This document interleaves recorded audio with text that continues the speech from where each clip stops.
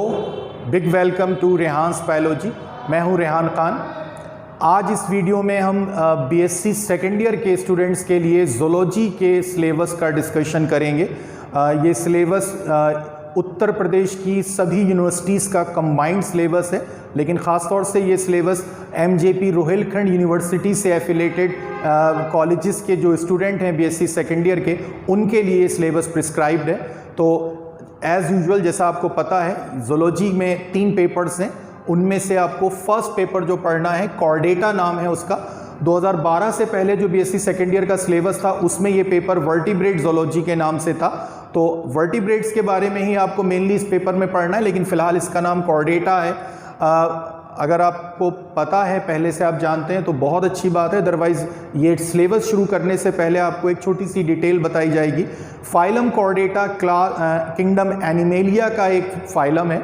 अपने स्पीशीज़ के नंबर के अकॉर्डिंग वो 5th रैंक का लगभग फाइलम माना जाता है। 48,000 के आसपास उसमें स्पीशीज़ शामिल हैं। तो नंबर ऑफ़ स्पीशीज़ के अकॉर्डिंग तो बहुत बड़ा फाइलम नहीं है, लेकिन जो उसमें स्पीशीज़ इंक्लूड हैं उसमें हम लोग भी शामिल हैं।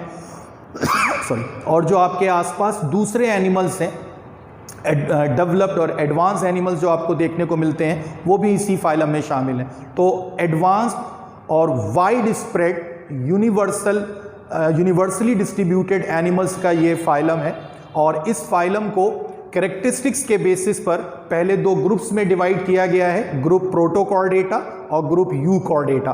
प्रोटोकॉर्डेटा में जिन एनिमल्स को रखा गया है उनको फर्दर 3 सब फाइलम में डिवाइड किया गया है, हेमिकॉर्डेटा, सिफेलोकॉर्डेटा और यूरोकॉर्डेटा।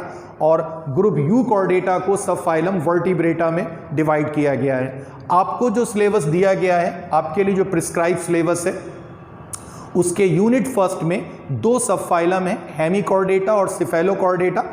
इसमें हेमिकॉर्डेटा सब फाइलम में एक एनिमल इंक्लूडेड है सिलेबस में, बेलेनोग्लॉसस। इसकी हैबिटेट, मॉर्फोलॉजी, फिजियोलॉजी और क्लासिफिकेशन, सिस्टमैटिक पोजीशन, ये आपको पढ़ना है। ये एनिमल का जो आपको फिजियोलॉजी पढ़नी है, ख़ासतौर से उसका डाइजेस्टिव सिस्टम और उसका ब्लड वेस्कुलर सिस्टम आपको डिटेल में स्टडी करना है। आमतौर पर इसको टंग वर्म या सैंड वर्म कहते हैं, और इसके रिलेटेड क्वेश्चन अक्सर इसके डाइजेस्टिव सिस्टम से रिलेटेड क्वेश्चन एग्जाम में पूछे जाते हैं। अच्छा एनिमल है, आपके पढ़ने के लिए आसान है।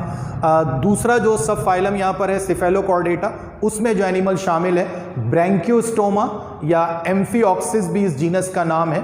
और ये जो एनिमल है, इसकी भी आपको मॉर्फोलॉजी, इसकी आपको फिजियोलॉजी, हैबिटेट, क्लासिफिकेशन, इसके बारे में आपको डिटेल में स्टडी करना है। जो दूसरी यूनिट है आपके सिलेबस में, उसमें सब फाइलम यूरोकॉर्डेटा शामिल है, और उसमें जो आपको एनिमल स्टडी करना है वो है हर्डमानिया। ये आपको प्रैक्टिकल में स्पेसिमेन के तौर पे भी देखने को मिलेगा।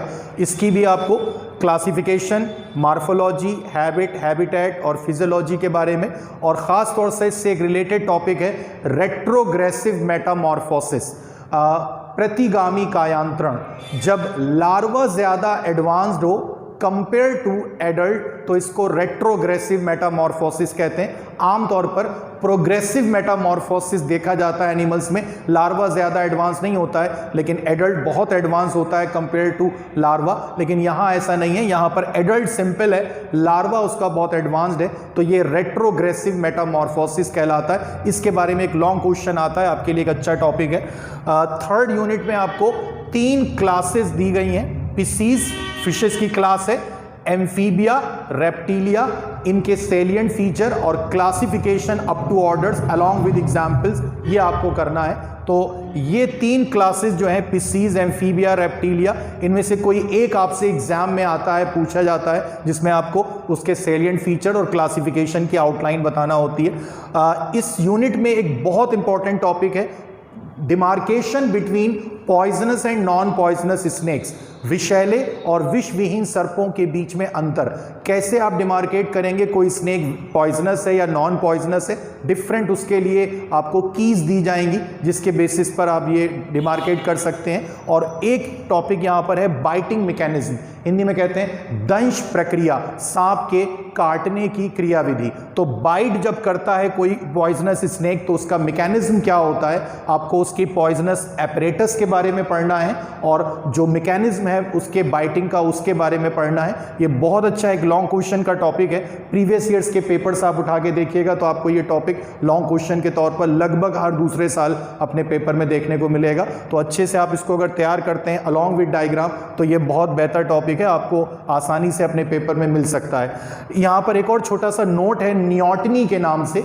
ये एक्चुअली एक फिनोमिनन है जो सैलामेंडर्स में पाया जाता है अक्सर, कि लार्वा जो है वो कभी भी मेटामॉर्फोसिस कंप्लीट नहीं करता है और अपनी लार्वल स्टेज में ही डायरेक्ट वो एडल्ट की तरह बिहेव करने लगता है, रिप्रोडक्शन करने लगता है। तो those animals which lack metamorphosis and always remain in their larval stage वो नियोटनी शो करते हैं। तो इस पर एक बहुत अच्छा सा शॉर्ट नोट है, अक्सर लिखने के लिए आता है, तो एक नोट भी आपके लिए काम का है और अक्सर ऑब्जेक्टिव क्वेश्चन के तौर पे भी आपके लिए काम का होता है। यूनिट 4 में आपको अगेन 2 क्लासेस के सेलिएंट फीचर्स और जनरल कैरेक्टर्स के साथ में सेलिएंट फीचर्स के साथ में क्लासिफिकेशन की आउटलाइन आपको पढ़नी है। एवीज बर्ड्स की क्लास है और मैमेलिया हम लोगों की मैमल्स की क्लास है, ह्यूमन बींग्स भी इसी में शामिल हैं।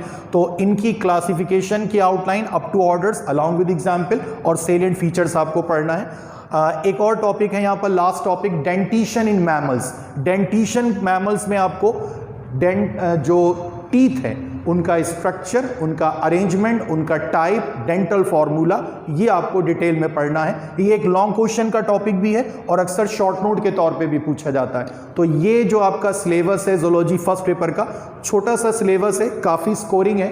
वर्टिब्रेट्स के नाम से काफ़ी सारी टेक्स्ट बुक अवेलेबल हैं, उनमें से आप ये स्टडी कर सकते हैं। उन बुक्स में तो वैसे बहुत वाइड सिलेबस होगा, लेकिन जो आपका अपना सिलेबस है यहाँ पर वो सिलेबस आपको उसमें से देखने को मिल जाएगा, आप उनका इस्तेमाल कर सकते हैं बुक्स का। और जो ये टॉपिक्स हैं इनमें डायग्राम की इंपॉर्टेंस बहुत ज़्यादा है। बेलेनोग्लॉसस, हर्डमानिया, ब्रैंकियोस्टोमा, इनके लाइफ साइकिल में बहुत बेहतर वेल लेबल्ड डायग्राम आपको देने होंगे। अगर आप वो डायग्राम अच्छी तरह से प्रैक्टिस करते हैं, तैयार करते हैं, तो आपको डेफिनेटली बहुत बेहतर मार्क्स इस पेपर में मिल सकते हैं। तो कोशिश करिए कि अच्छी किताबें जो हैं उनको इस्तेमाल करके आप बेहतर नोट्स बना सकें अलॉन्ग विद डायग्राम।